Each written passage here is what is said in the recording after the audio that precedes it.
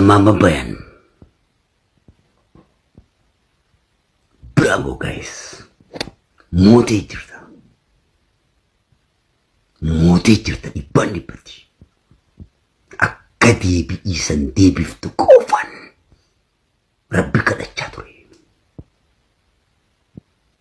Abbaa kiyya bira taa'ee osoo akkas naa jedhee abbaa kiyyaanii jedhee akkan an abbaa kiyyaan jedhee san naa jette waan ta'eef mootii jaalala beeku siin jedheetiin jira. Beekumsa jechuun isa kana ilmi jechuun isiidhaan haqqa beekin diin jechuun isa kana.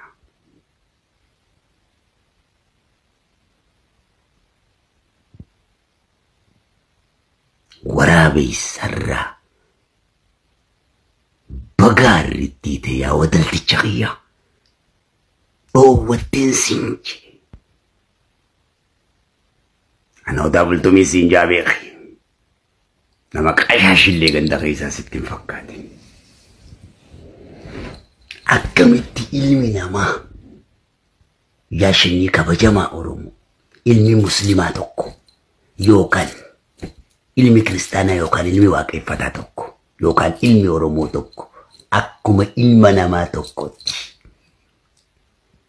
haadha manaa obboleessa ofii jechuun haadha manaa dhiira akka ofii jechuun haadha ofii obboleetti ofii jechuudha.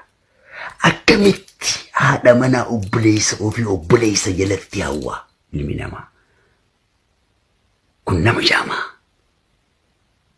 Akkamitti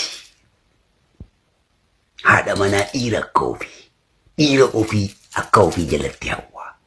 Dhiirti dhiirummaa dhiiraan beene dhiiraa miti bukkeedha waan ta'eef yaa waraabessichan nana. Maqaa dhala namaatillee balleessite waan ta'eef ati inni akkas goote. Maqaa ulamaa itillee balleessite aadaa hooda Oromoo balleessite waan ta'eef namni si har'a waa lama dubbachuu dhufe viidiyoo kiyya kaleessaa akkuma sheer gochaa turtan viidiyoo tanarra sheer naaf godhaa jechuudha. Assalamu alaikum warahmatullahi wabarakatuh. Baditiyyaa kakaleessa walii gaddeemaa ture san argitanii jirtanii ilma namaa waan hin dhiifama gaafadhuuf hin qabu rabbi kiyyatti hubadhe rabbi kiyya dhiifama na gaafadha.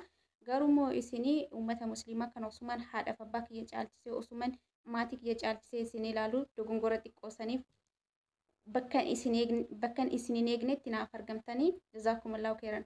Ammoo itti aansuudhaan abbaa manaa kiyyaa isin faana hiriiree ana nan gannee yookaan immoo ati nama akkanaati jedhee nan dhiisnee inni har'allee ta'u jaalala naaf qabu naa ibsaa jira na bukkee jira haa galatoomu.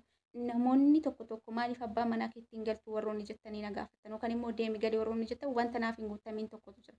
Wanti sunis jireenya biyya ormaa keessaa galuudhaaf jireenya baqaa keessaa galuudhaaf maallaqatu nama barbaachisa. Ani immoo maallaqa ittiin galummoo hin qabu. Kanaaf na bukkee dhaabbadhaati abbaa manaa kiyyatti na galcha. Meeshaan amallatee ka warra fungoota bareedinni isii misaala buskuutaa keessattuu guntunni akka fakkii kaasii waaqayyoo kiyyaa ona jamanu baasi. Dhiyoo manaamusa jedhee isin gorsee Dr. Booniyyatu iccitii tortorsee garuu bareedduudha tuqaa takkan qabdu guntuta sanirraa ija gadin qabdu ustaazni maal ta'e dubbii quba qabdu. Kiu jechuun amma kaasaqqeen uffannisuu dura ta'an fungaa maali ka callisu inni gadi bahee gorsalleen dabarsu haga janaajjanee namni wal hafarsu faanti macinaadhaan quba gad dabarsu. Muxawwan shamaraa naman amansiisu guntuta san argaa eenyu gadaaciisu ka birallee dhufee achitti qajeelaa ustaaz Maamad Bayaan dhiifama kajeelaa dafa of ajjeesaa faasiin ufaleela. Waan fedhellee ta'u riikardii cabsinee guntuta takkittiin biyya gaggabsinee meeshaan akkan akka ka warra fungoota ka warra kaanneenii amman qabuu boota. Istoorii gubballee isatu taphataa hedaa muxawwalleen achi hin qabata. Butaantiin fungoota harakaata qabdii bifti isii adii sarara diimatti amma hin gabaabsaa booda na himatti dura taa'aa fungee biraan nugaa kabbuleeso. Maanu salphiftan maanu saaxiltan dhiyoo matana nuti dhiyoo matana uummanni fungoonni cimaadha waan akkasiin warkaan amallatu jennee dubbannee amma gadi darbitan ka asbuun maal jechuu way dhiisuu hin bareeddi wallahi number 1 amma dura hin jiroonni akkana meeshaan akkanaa meeshaa warra uummata kiisingiif gumaa irraanfatee odumaan bubbuliin seenan si gaafate warra dhungoo jecha dhiiga lafa kaa'e odoo rabbiin guddaan lafarraa haxaa'e yoo ajandaa malee warra bu'aan qabne aboo tokko tayaa kadhannee dadhabne uummata ajandaa qaqqabee fardeessu rabbiin dakkan dakkaa godhee haa balleessu. Dhiira fi dhalallee waan dhungoo haasa'e akkanaan akkamiin rakkoo keessaa baya bara dhufaa darbaa ajandaa dawwaraa odoo dhiini yaa'u waan dhungootti taraa gumaa lafa kaa'e kiisingii fardeessaa suni namaa miti hubadha jaldeessa.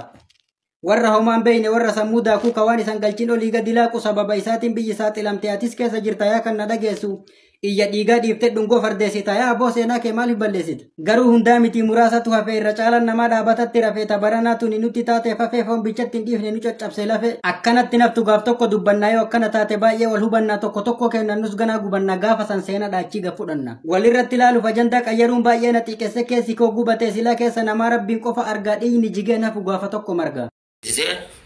Gorsee waan akkanaa kana irraa fagaadhu haadha amanatiyyaa akkasii fuulduratti akka ofii jedheeni itti dubbadhee amilee ishee eegee ishillee wallaahi kun isheen tana akka malee wallaahi boo'ee boochisee tan rabbii kanaan na argaa akka malee boochisee lafa orkaatee wanni dhiifama caalaan jirtu jaalalti yoo dhiifamti mana keessa hin jiraatin jaarsa fi jaartii jettutti wanni bultii jaamaan jirtu.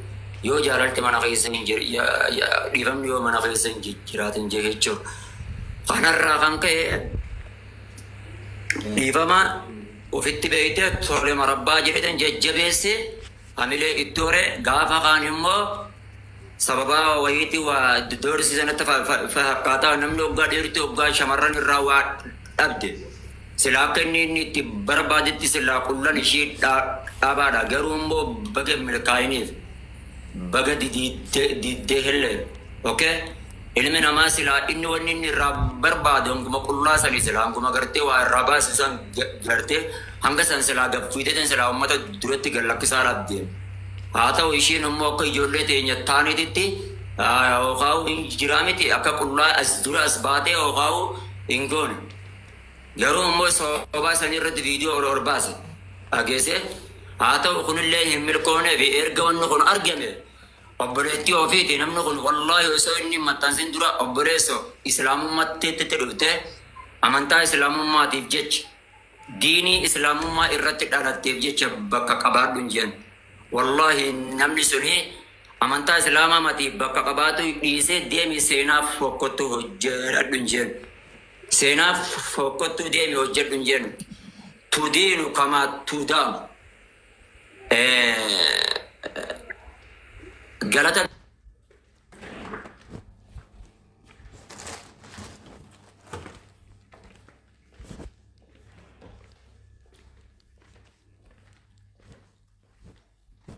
Orrisuudhaan kan ka'e kun odeen gadda namatti ergee ol baase jechuudha.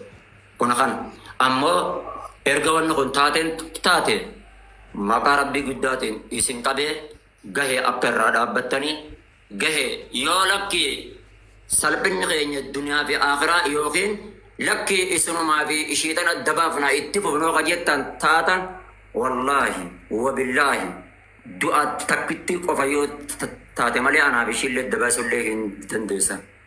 Wallaahi uqsimu wabillaahi osoo ishiin guyyaa adii deemtee zinaa dalleedha waan kanaan illee abadan addaan nu hin baaftan. Okay? Kuni kana. Akka nama tokkootti akka tana hubattan jechuu arbaadeet. Wanni silaa isin na hin godhan hin qabu. Wanni ati ede sagalee natti qabdee ifirraa ariinaan jechuun kanatti hin dhagamin tokkollee nun jiru. Garuu immoo keessa kute. Haa taatu jazaa isin haa qabalu akka